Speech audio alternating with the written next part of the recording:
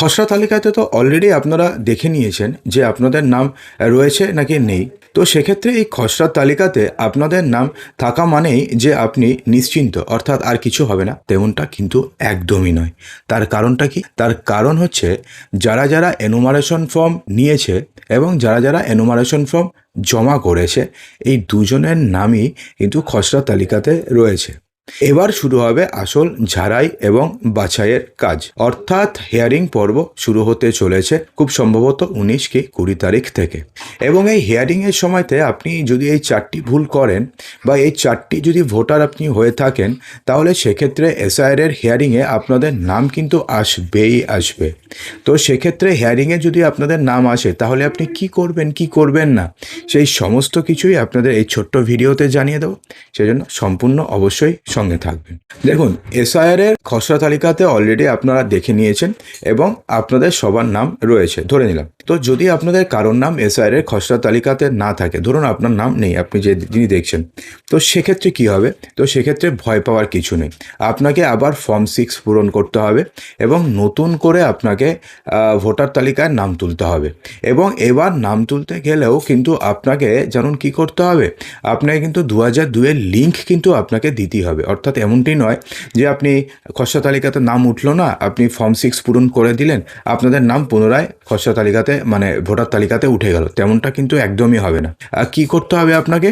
তো সেক্ষেত্রে খসড়া তালিকাতে যদি আপনাদের নাম না থাকে, তাহলে সেক্ষেত্রে আপনি যখন ফর্ম 6 পূরণ করবেন, তখন কিন্তু আপনাকে 2002-এর সঙ্গে লিঙ্ক অবশ্যই দেখাতে হবে। তো এটা গেল হচ্ছে খসড়া তালিকাতে যদি আপনাদের নাম না থাকে তাহলে কি করবেন।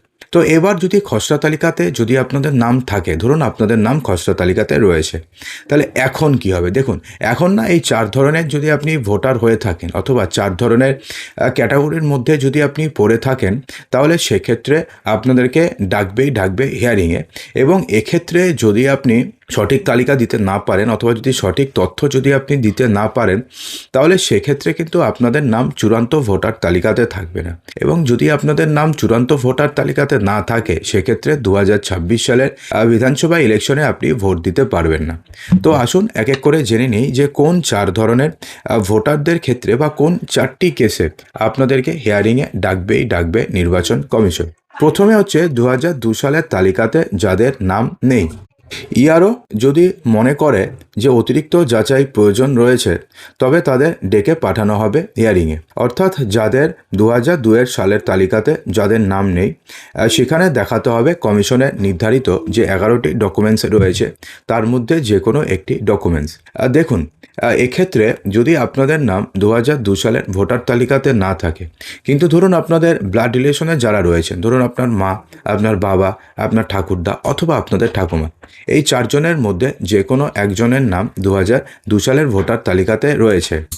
2002 সালের ভোটার তালিকাতে যদি নাম থাকে, তাহলে সেক্ষেত্রে যে আপনাদেরকে হিয়ারিংয়ে ডাকবে না তেমন কোনো কিন্তু কথা নেই।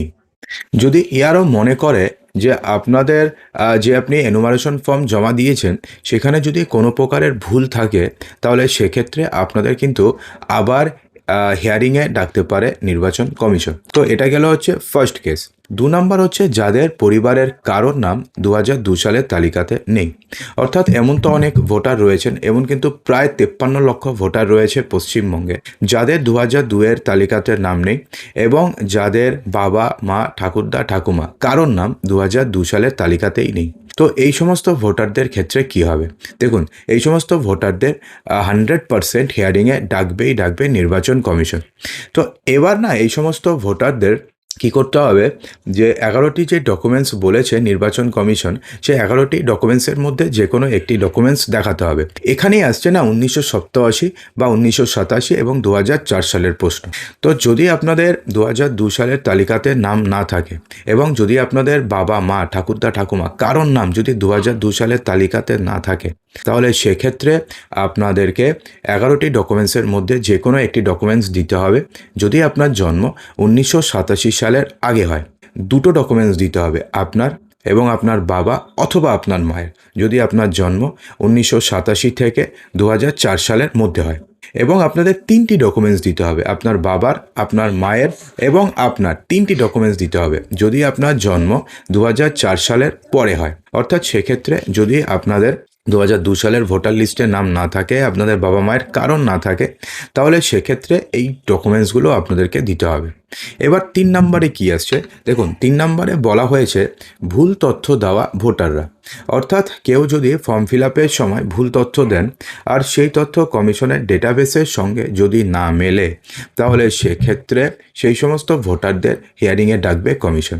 দেখুন, ধরুন আপনি কোনো ভুল তথ্য দিয়েছেন এসআইআর ফর্ম ফিল আপের সময়তে, ধরুন সেটা আপনি ইন্টেনশনালি দিয়েছেন, জেনে বুঝে দিয়েছেন, আপনার কাছে কিছু নেই, তো কী করবেন, ভুল তথ্য দিয়ে দিলেন, তো সেটা কমিশনের ডেটাবেসের সঙ্গে মেলেনি, তাহলে সেক্ষেত্রে আপনাদেরকে হিয়ারিংয়ে ডাকবে। অথবা ধরুন আপনি আনইনটেনশনালি দিয়েছেন, ধরুন আপনি আধার কার্ডটি লিখতে গিয়ে তাড়াহুড়োর সময় ভুল করে দিয়েছেন, ঠিকঠাক লিখতে পারেননি, তো সেক্ষেত্রেও আপনাদেরকে হিয়ারিংয়ে ডাকবে নির্বাচন কমিশন। দেখুন, ফার্স্ট কেসে যদি আপনি ইন্টেনশনালি দেন, তাহলে সেক্ষেত্রে তো আপনাদের কিচ্ছু করার নেই, আপনাদেরকে 11টি ডকুমেন্টস দেখাতে হবে।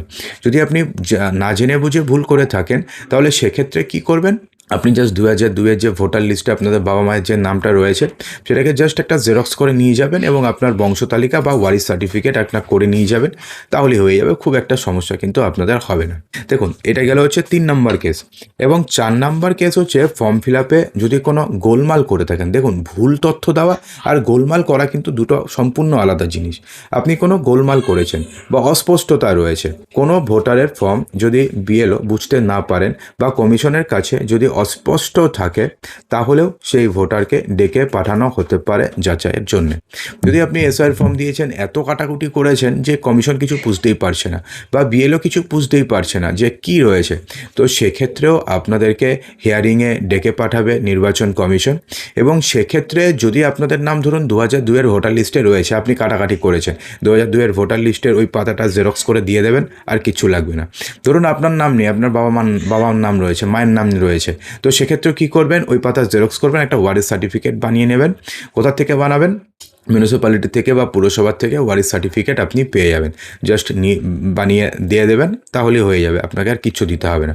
তো এই 4 ধরনের কেসে মূলত আপনাদেরকে হিয়ারিংয়ে ডাকবে নির্বাচন কমিশন। দেখুন, এবার তো আপনাদেরকে হিয়ারিংয়ে ডাকলো, তো নেক্সট প্রসেস তাহলে কি, হিয়ারিংটি তাহলে হবে কোথায়? দেখুন, ডিস্ট্রিক্ট কালেক্টর অফিসেই শুধুমাত্র হিয়ারিং হবে।